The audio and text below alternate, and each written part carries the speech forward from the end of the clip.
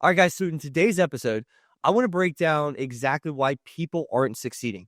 There are specifically 5 things we're going to cover. I have my guest on today. His name is Tom Monahan. He's a student success manager in Budget Dog Academy. He has been an essential part to being able to build this out, also getting student results. And we've worked with thousands of people. So today we're going to cover, of those thousands of people that we've worked with, what are the 5 things that once they overcome, they start to succeed with. And it's not as hard as you think. And Tom is going to break this down with us today and really deep dive into each one of these things. So Tom, welcome to the show. Thanks for having me on. Yeah, excited to be here. And man, this has been a long time coming. So I'm glad you finally got this put together. It's going to be great. Awesome, man. Well, let's jump right into it. We have 5 things we want to cover, and I want to take this, from a practical approach of the things that we talk about today is, for somebody listening, I want to make sure that they can take action, right?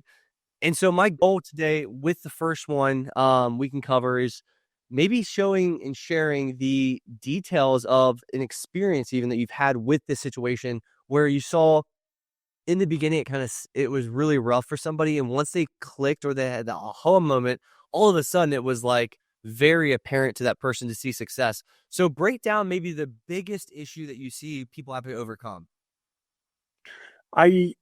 This is a really good topic in terms of talking about the things that people are most challenged with but when they come into the academy or even before they get to the academy. But when we're talking about high earners, okay, the single most important challenge that they always face is that they think that they don't need a budget because they're making good money, right? And I know you deal with this and see this all the time. And I think what a lot of people fail to realize is that the more wealth or the more income that you generate, the more important it becomes to actually track it and make sure that you're putting that money to work for you, right? Because every rich person that you and I know knows where every single dollar is at all times, or eventually maybe their accountant does, but regardless, they always know where their money is, right?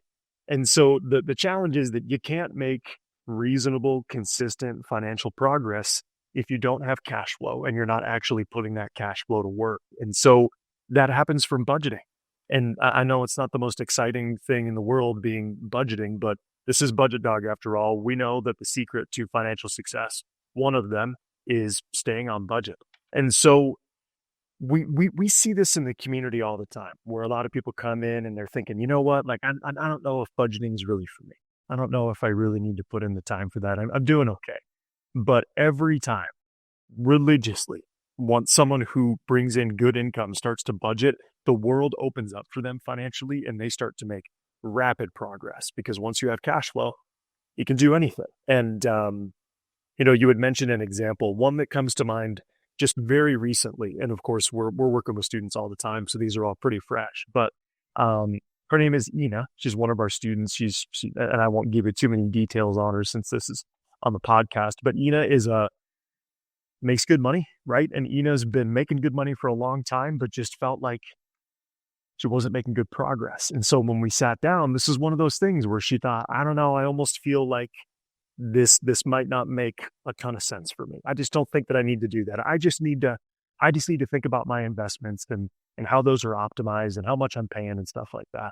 But when we sat down and actually put the budget together, it just blew her mind where the dollars had been going versus where they could have been going for her moving forward. And so, as an example, this is pretty fresh as of the time of recording, but she went through and completed her first month of budgeting in January of 2024. And where she had basically been paycheck to paycheck, or what felt like paycheck to paycheck, she brought in about $3,500 of cash flow just by budgeting alone. On a monthly basis. And so just on a monthly basis, just 1 month. And this is the first month that she's ever done it. And she said, I couldn't believe how being more intentional and paying attention to where my money was going, the difference that it made. And so now just think about what she's going to be able to do with that kind of money every single month. She's going to be in great shape. But we see it all the time, right? Students come in, they think I'm stuck. I'm living paycheck to paycheck, but more often than not, you aren't. And so you just got to get eyes on it and get a plan and some details and actually track where your money's going. And you'll be surprised. I bet there's a lot of money out there for most people who are listening to this that they don't even realize that they have. That is $42,000 per year. That So much money, man. You know what? I know. It's crazy. magic. No, It's there's nothing special, crazy. right? It was. It really was. And I'm obviously very proud of her for going through and sticking with it. But it's just amazing. Once you go through and you get eyes on it, you start thinking about wants versus needs. And is it really that important for me to spend money on all these little itty bitty things that kind of create that death by a thousand cuts? And you know, and I think a lot of people always wonder, is this sort of like a rice and beans kind of thing? It's not.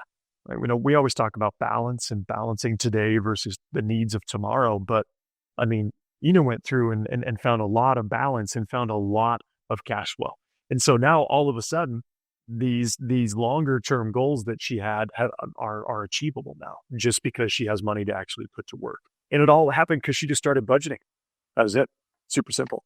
You brought up a good point, like the rice and beans topic. Like, that's not what we push at all, in fact. Like, because that's a miserable way to live. And you want to balance the future. You don't want to ignore the future. You want to make some sacrifice, but you don't want to live in a bubble where you can't actually enjoy your life, because that's not what finances are for. Finances are to enjoy your life. And that's kind of the reverse, I guess, engineering for budgeting that a lot of people don't understand fully. Yep, I agree. I think a lot of people are and it happens. You kind of move through through extremes. And so the first extreme is I'm not paying any attention to it and I do whatever I want at all times. And then there's almost this mental switch of like, I'm going to go to the other end of the extreme. And now I'm going to just deprive myself of all of these things until I achieve what I want. And you just got to find the balance of live for today, but make sure that you are taking care of yourself tomorrow. And it can be done, but you got to be careful. And you don't want to be that person who deprives themselves of so much that you give up on your budget. Because if you make a budget that strips all the joy out of your life, you're not going to stick to it. It's not sustainable at all. It's actually a horrendous way to live, like I said. I think the other thing to it is somebody that comes in and starts to look at their finances realizes they actually have more power than they did before. So, like, if you see where things are going, you're going to feel less guilty to go spend that money, because that's what we're trying to, intentionally do here, is like, go spend your money, go give your money, go save your money, invest your money, and do all sorts of different things with your money and be, let's call it, the Renaissance man of money. You're doing everything. You're excellent at everything.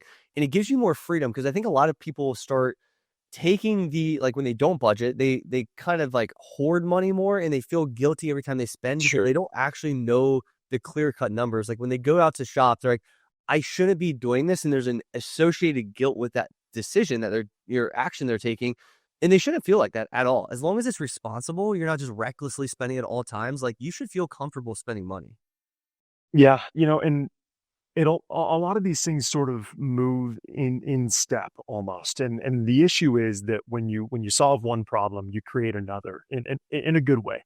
But once somebody starts to budget, or even if somebody has been budgeting, what we tend to see a lot of is that people create cash flow, but they don't optimize it at all. There's no plan for what to do with the cash flow.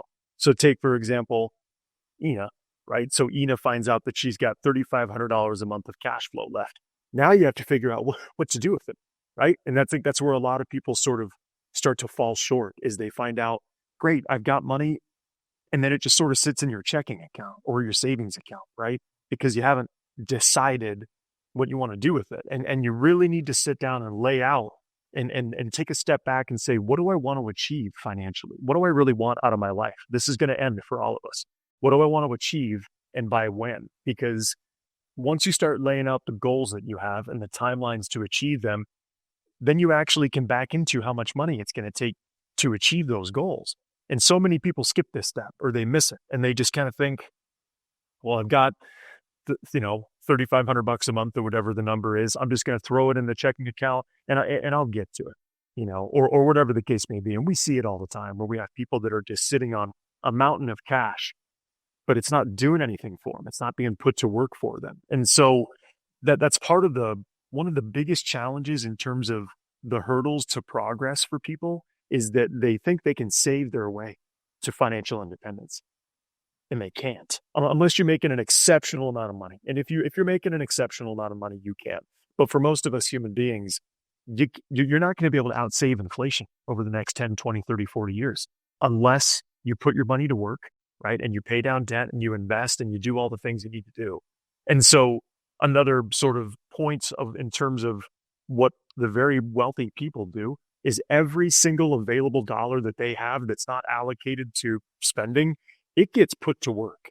It's not just sitting in a checking account. It has a purpose. It has a home, right? I'm glad you're bringing this up.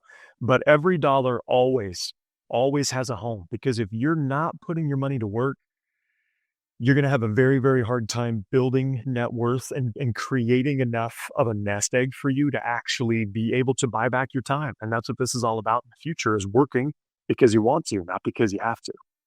Yeah, that's great insight. And, back to the $3,500, like, to really put this in perspective, is $3,500 sounds like a lot of money on a monthly basis, but it's not the win. The real win is what you do with that money after the fact. And we don't need to invest everything. In fact, you found 3,500, you feel free to go spend half of that on whatever you want, because you have now control over where your money is going. But on the screen, if you are watching this podcast, obviously we'll walk you through this if you're listening as well, is we have a basic compound interest calculator pulled up on the screen. And so if you take an initial investment of $0, because you have nothing at this point, right? And you just invest $3,500 a month at historical market returns over a 25-year period, that's going to turn out to be about $4.1 million. So that's a much bigger win, let's call it, than somebody that thinks, oh, $3,500 extra cash flow means I can go do more with my money right now. It's the power of what that can do with growth and investment in time.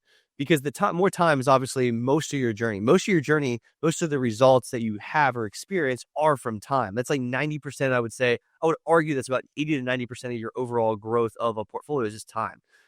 $4.1 million is her real win, and that's just a 25-year window. So much money. If you expand it, and obviously I know not everybody wants to get rich by 60. I understand that sentiment, but you expand that because you will live till 60, hopefully, and that's the goal, and you'll live way past that, obviously. You expand that to an extra 10 years, that 4.1 becomes $11.4 million. That's substantial. It's amazing. So And this is where we talk about it all the time in conjunction, which is putting your money to work as early as you can, because that money is going to work for you 24/7, 365, and it's just going to compound, and it's going to do more and more for you as time goes on. But you have to put it to work. It can't do anything for you sitting in a checking account. It can't. And that gets us into point number 3, is a lot of these individuals, when they come in, they aren't optimized for their investments. And it's not just, the 10% return we just put up on that screen. Most people probably aren't going to get that if they're not optimized. Talk a little bit more about where people are dropping the ball, per se, when it comes to optimizing, or not lack of optimization with their investments. Yeah. And this is so important, because now and again, we kind of create one problem and move to the next. And I think a lot of people, at least in my experience, and I'm sure in yours, as we're working with students in the academy, is that they just kind of, they start to realize, I need to start putting money to work for me. Like, I have to, but there's no rhyme or reason to it. And so we're just kind of throwing money here and there. And we're just kind of hoping that it's just going to kind of blend magically together at age 60 or whenever. And we're going to be good. And the reality is that once many people get to the point where they have money to invest, they're completely lost. And honestly, it's nothing that they've done wrong. It's not like we're taught this stuff in school, right? But at some point, it starts to have an effect on you. And so just because it wasn't your fault that you didn't know how to do this stuff, it is your responsibility to learn if you want to take control of it. And so the things that we really see, I think, problematic, or the biggest problems, are people aren't actually sitting down and figuring out what the goal and the timeline is. And if you don't have a goal and if you don't have a timeline, you can't back into the numbers in terms of how much money that you need to set aside.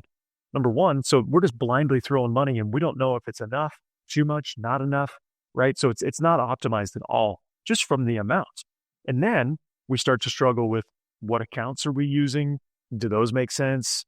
Are we paying too much in fees? Am I investing in a way that like it's not actually aligned with my risk tolerance and my time horizon? And it just turns into this really crazy looking hodgepodge. And an example that we worked through with a student recently is, and it's not like you and I are going out telling people how to invest their money, right? We're teaching them how to do this on their own. But the story that was shared with me was from one of our students. Her name is Ashley. And she came to Budget Dog. And they know they're young. They know that they need to invest for themselves and their kids. And so they've been putting money towards this with a financial advisor. And their financial advisor had more than 30 accounts open for them. Not 30 funds in there. 30 30 accounts. 30 What can we? accounts I'm trying to think split up. through this. How do you even have 30 accounts before? Brokerages? Just duplicated it, I guess, right? Because she looked at it too and was like, this is madness. And so not only was it so complicated that it was hard to actually automate, right? Like imagine trying to automate money that goes into 30 accounts every month and then automating the dollars that are being allocated within it. But then she couldn't track what was going on from a fee structure standpoint. So by the time she went through and spent hours and hours and hours trying to figure out what was going on, she realized that they were paying a ridiculous amount of money in fees, in advising fees, and they were put into a bunch of funds that charged front end, like they call it a front loaded fee and also high expense ratios. It was brutal. And so she just decided, no way, this isn't that hard once you figure it out. And so they consolidated all their accounts down to a handful of them. And then they invested in just a few simple index funds and ETFs, right, that are low fee and well diversified. And they cut their fees by over 1%. And Wow. you can probably bring this up on your calculator and explain what that looks like. And so for them, and with their level of earnings and their high earners, we're talking that simple act of reducing the complication and wiping out the fees and stripping out the advisory fee. It's going to be very close to a 7-figure swing for them over the next 20, 30 years. And that's not even like, most people are probably listening. There's no way 7 figures. But I think what people are missing is, one, how many fees there are. And the bigger thing isn't the dollar amount taken out, it's the compounded effect or loss of opportunity cost of the compounded effect of those dollars that you paid somebody else to do. And so self-education is the most powerful thing in the world. If my browser worked right now, I'd probably pull up an example. But like Tom said, this is 7 figures. I mean, these are real life things. I know there was a recent video I saw from a Ramit Sethi, and he said, a 1% fee looks similar to, let's call it 20 to 25% of your overall wealth building. A 2% fee is near 50% of your overall wealth building from a long-term perspective. That is substantial, and that's just normal people, in fact. And obviously, hopefully we have an advisor or whoever they're working with, has good intentions, but it's not just advisor fees, like you said. Like, that's an AUM fee. That's one of the fees of many different options. But like expense ratio, I can speak from experience too, because Erin's, her old 401k at her old job, the average expense ratio in every one of her funds into her 401k account was at least 1%. Like, we didn't use it. We of course didn't. It's not even reasonable in today's world. Now, luckily, like, a lot of brokers got away from like a lot of the commission fees, a lot of the front load, sales fees and stuff like that, backload fees. But like, we've seen that come up in the, I think it was a Primerica. One of the students in our academy had a Primerica account. Yep. And they had a 5.75% sales load charge fee. That is criminal. Every dollar that goes in, 5.75% gone. On top of the advising fee, the expense ratio, like she's probably paying 7 or 8%. All of her gains gone. It's really truly sickening. And obviously, there's an element, or this isn't here to bash financial advisors and their Sure. models, because there's validity to them, but there's also, way more, in our opinion at least, is the ability to self-educate so that you can do this and everybody can do this. And so we have dealt with everybody under the sun at this point, different backgrounds, different cultures, different belief systems, and they've all figured it out with education. And once they have that confidence, they're unstoppable, which I think gets us into and it's just, yeah. And just to tie that out, I mean, not only is it the confidence, but by the time you actually set your investment plan. So when you go through and decide my goals, my timelines, my risk tolerance, how much money I need to apply in what accounts, you can automate the whole thing. Done. Like wealth becomes automatic. And so it's only challenging up until the point where you set your plan in motion and then everything is done for you. Imagine trying to become like physically fit. This is financial fitness, except once you become fit, imagine not having to go to the gym anymore, right? Because it just happens for you automatically. That's the difference here. And that's why automation is, it'll change your life. And, you can attest to it. I can attest to it. Anybody who's ever done it can. This is only hard until you flip the switch and you make this work for you automatically. And then there's nothing to do but go live your life and go put more money into that system. That's a good point you bring up, is the automation component. I think a lot of people like are held back by doing it on their own because they don't have the confidence or education. But even once they get that, they're like, I don't want to manage it. It's going to take so much effort and so much time. It doesn't. In fact, like I think our average student by spending 30 minutes to an hour per month once their whole system's automated, to where it's really a mouse that challenging. In fact, you're kind of the manager of your dollars. You're kind of watching what happens, but you don't actually do anything per se, Which, if anybody's curious, and again, we're not here to bash on them too bad, but it's very similar to what your financial advisor does. Your financial advisor isn't doing anything for your account. Everything's automated. The dollars go directly to it. And when you call and say, hey, Tom, how's my account doing? They go, I have no idea. And they pull it up and say, oh, it looks okay. That as someone who used to work in the industry, that's what it is. So if you can get to that point, you might as well do it yourself. Absolutely. Brings us to number 4 is they aren't considering risk. This is a pretty big topic we talk about quite often.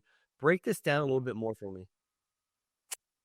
So when you think about building, I think most people fall in love with the idea of building wealth. Right? It's super exciting. It's very exciting to put your money to work and have your money begin to work for you and to see your net worth grow and to pay down debt and save and invest and build that out. But what happens if you can't earn a living anymore?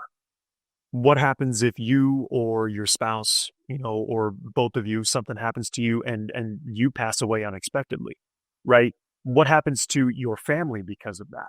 All of these things are part of the risk section, which is we can create the systems to build wealth, but there are things that can blow this up. And so, from the standpoint of understanding disability and life insurance and, building up your understanding the aspects of estates, wills, and trusts so that you can take care of your family if something like that were to happen. This is what nobody likes to think about because nobody likes to think about death. Okay. Or disability, but it can happen. And so if you don't take the steps to mitigate that, that can blow up everything that you're doing. It really can. And it sounds fun in theory. You sit there and you think, well, I can get a 10% historical return. That sounds awesome and fun. But if you can't be sustainable with it and like you panic sell or you start to have that self-doubt once the market gets a little rocky, you're at a disadvantage already, and you shouldn't be taking on that much risk if that's a feeling that you're receiving. Now, obviously, automation is a huge component to this, so that you take out human element as much as possible.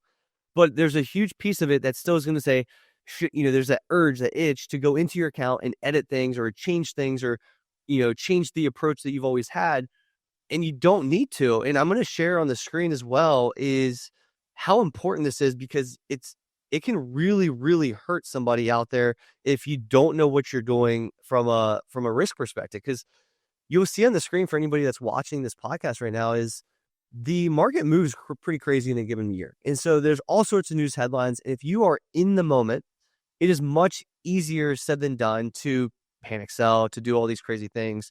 But as you can see on the screen, this is a picture since 1980, all the way up into pretty much current day, or let's call it 2022 here, is we've had a lot of good years. So the gray bars are essentially where you are, ending at for the given year. So if I zoom in a little bit, you'll see the gray bars they look great. Like most people are like, wow, 34% return, 1995, I think it is, 30% return in 2013-ish or whatever around that time.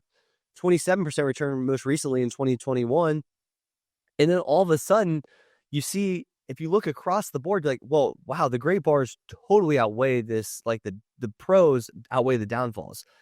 But you'd be amazed of what people do in those small little moments in history and how the emotional, let's call them chemical makeup of an individual plays out real time in the real world, especially if you look at the red dots.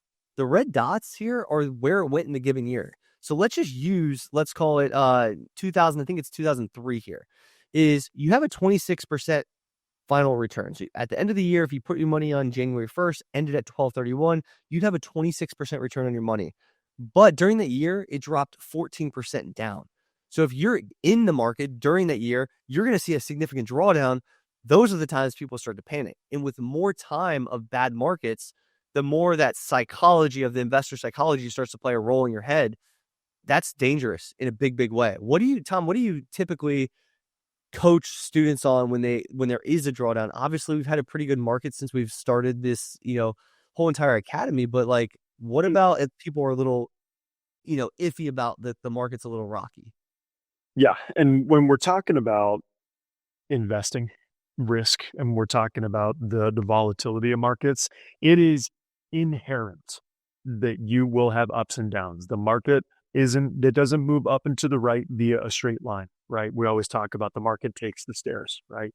And so a couple of things that you need to account for when you're thinking about this is when I talk to students, there are things that you can do to minimize the effect of this. Number one, and we talk about it all the time, is dollar cost averaging, right? Which is the concept of investing the same set amount of dollars consistently at the same interval over time so that it forces you to consistently buy low and sell high on a per share basis. And we're not going to do a deep dive into that today. But on the mental side of this, whenever students are building out their portfolio, I always tell people, just imagine that based on your risk tolerance and what you're designing, that you experienced the worst possible outcome. So if we're looking at a chart like that and we built out a moderate portfolio, right? And it's got 70% stocks, 30% bonds, real estate investment trusts, whatever it is. And just imagine that you had your dollars in there and they dropped 23%. And your overnight, maybe not overnight, but in the context of this conversation, overnight, your 100,000 turns into 75,000 or your million turns into 750,000. What would you do? Just literally future pace yourself out. Imagine that you wake up in the morning and you got your coffee and you open up your phone or your computer and you see a negative 25% and your account is down by that much. What would you do? And so in that moment, if somebody tells me I would panic and I would remove all of my money, that portfolio might not be conservative enough for you, Beth, because we can't really expect that those massive black swan deep dive events are going to happen all the time, because they don't. Just look at the chart you just showed. But where people make the mistake is when the market drops and dips and they panic and they stop and they say, it's too much. Like, I can't do it anymore. I don't want to put any more money in. When in reality, that's the best time to continue on. And so just future pacing yourself out and saying, can I actually handle this or not? And if you say, oh yeah, I'd be fine, beautiful. Go dollar cost average your way to prosperity. But if you can already tell that if the market goes through and experiences something that is plausible and it's going to freak you out and you're going to rip everything out of it and you're going to blow up your entire plan, you need to rethink your allocation, or at least you need to rethink the way that portfolio is structured, for sure.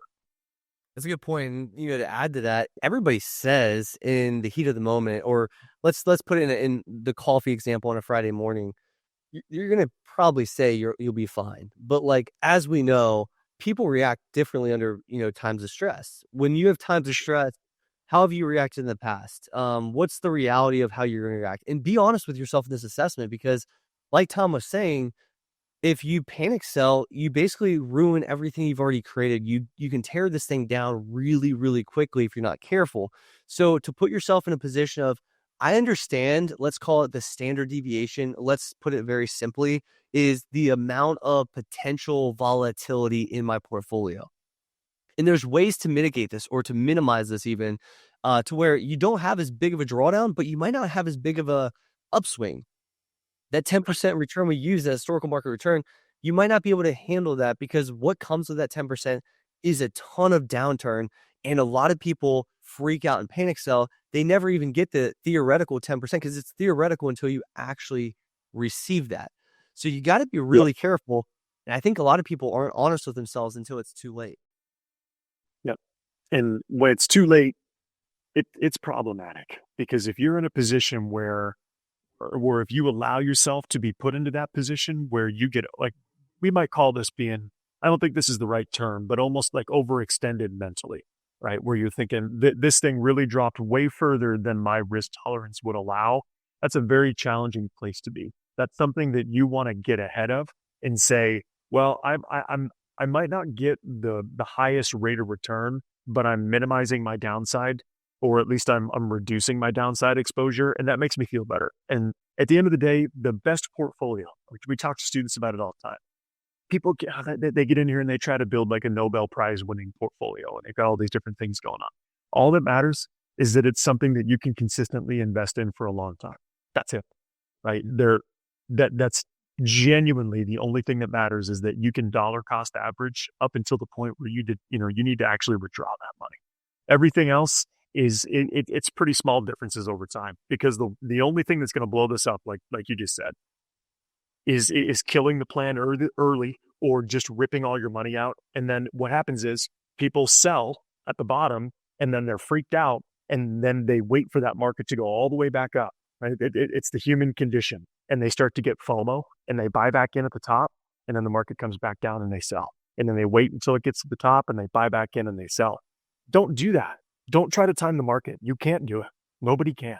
Just dollar cost average, and then go live your life. That's the easiest way to do it. Exactly. And as many traders online that like to, promote their Discord services for timing the market and being able to trade. And so a really quick way to wealth is just, let's look at the data. It's not a successful route for most people. And so getting a 6, 7, 8% return long term versus a 10, and guaranteeing, all but guaranteeing, of course, the markets, there's never a guarantee there, but being so, locked into that 7% return versus the 10, because you can stick to that plan that's sustainable, will build you a ton more wealth than a theoretical 10% return, which sounds great in theory, but you're never going to attain it because you're going to freak out when it goes the opposite direction. Just Mm. having that, awareness is massive, which gets me in point number 5 is a lot of our, people that come in here, or just in general, we see with a lot of experience working with people, is they don't understand the relationship with money. This could be from a risk level. This could be from, let's call it a automation level for the financial plan. They don't know what they're really doing with it. Their mindset, their emotional triggers, their financial environment. There's so many different things that can essentially wreck somebody if they don't understand this. What would you say to that individual that's trying to get over this hump? The Honestly, once you go through and you create a system to control your cash flow, so you actually have a budget that allows you to create cash flow, you have a plan for your cash flow, so you know where you're going to allocate it: savings, debt, investing, and then you automate that entire process. The only thing that's going to blow this up is what we're talking about, which is the mental side of money and anything up here that might get in the way. And it might be related to risk. It might be related to emotional triggers that you have to certain situations, right? When, you know, and we'll talk more about this, but if you're speaking to a financial therapist, they're going to talk about negative cognitions. And so that can be a belief that you have around money, or it can be a trigger where, an event happens, whatever. I have a stressed out day at work, or I get into an argument with with a family member, or, whatever the case may be. And you have these pathways in your brain, literally, that they map their way through to a specific action. And the action might be financially, well, I'm going to go through and I'm just going to go make myself feel better by buying a bunch of stuff on Amazon. Or, I'm going to go through and I'm just going to go spend all my money, or I'm going to give my money to people, because I want to make myself feel better in this situation. And so there's all sorts of, and it's different for everybody, but there's all sorts of individual relationships with money that can either propel you forward because you're taking appropriate actions, or they can pull you backward because the relationship you have with money and the triggers that you have can do a 1 step forward, 2 step back type of process. And so all of our students, and this is neither here nor there for everybody who's listening, but, one of our coaches, her name is Heather. She's a certified financial therapist.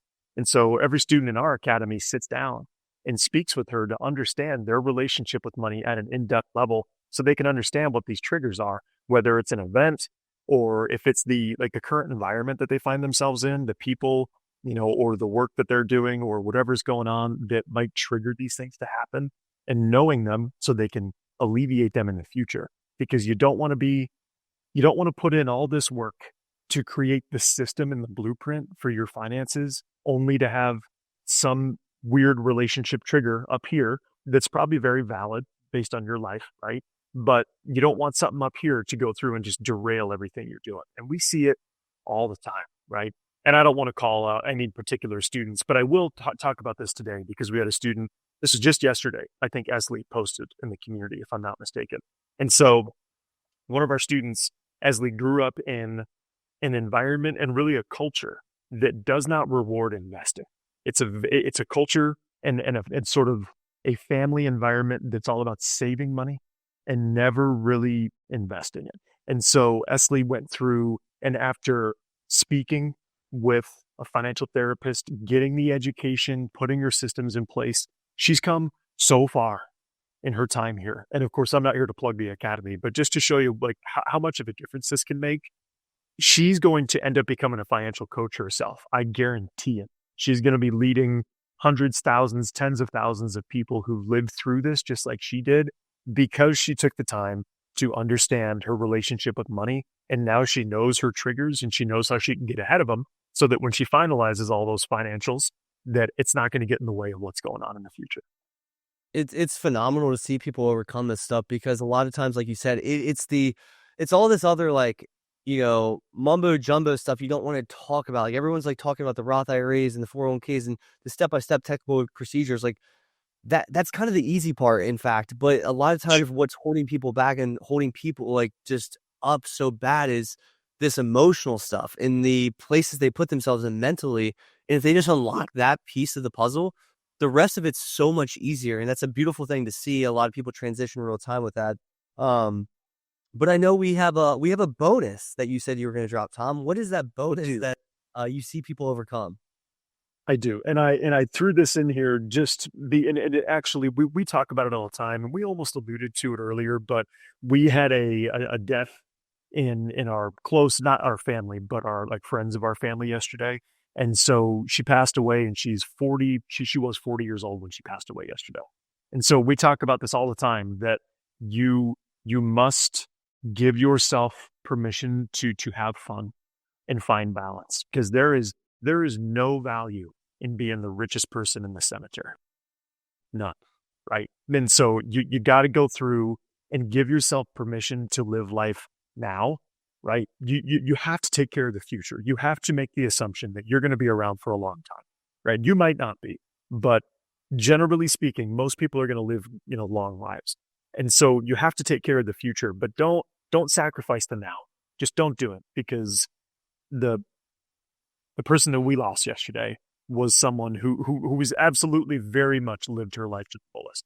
But we also have members of our family, of her family, who are very future focused, and she was always preaching that we never know what's going to happen. And lo and behold, she passed away yesterday. But I know for a fact that she lived her life to the fullest in the time and the balance that she had. And so we all feel we're all having a tough day today, for sure. But we all feel a lot better knowing that she did live her life that way, and that she gave herself permission to do so. And so just do that. You're not going to regret it, for sure. That's horrible. And super sorry to hear that. It's you never want to hear that stuff. Somebody that's 40 years old. I think one of the cool takeaways, if you will, is the ability to live in the now, also live in the future. Like you got to do both. You got to have a good balance of everything, because if you're too hyper focused on when you're 60 and you're 30 years old, you got 30 years of sacrifice, total sacrifice, because you want to be rich when you're 60. Like that's not a way to live either. You got to be responsible. At 60 years old, you're not going to be the 30-year-old self you were. So there might be some more complications at play. You want to put yourself in a good position. You want to put your future self in a position of success and, a position of power. But you do not want to treat your current day self like dirt, essentially, right? You want to go get the Starbucks. Like I can't stand when people are so against like getting the basics. Now, if you're reckless with it, that's a whole nother story, of course. But like if you're gonna go enjoy your life, go travel. Like you're doing right now, man. You're going across the whole entire country. That's amazing at this stage of the game.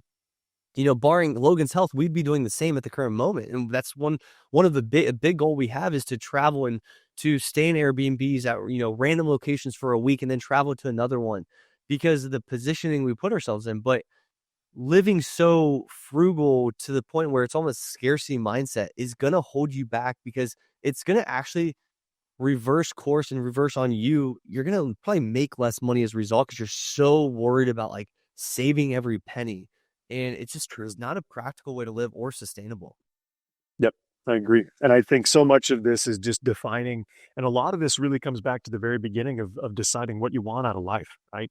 And defining what we want and and designing the life that you want to live. And it's not just, it doesn't happen overnight, right? Like it's taken Becca and I years to get to the point where we can travel and spend time with our family and cruise around the US and do all the stuff that we do. It's not like it was always this way.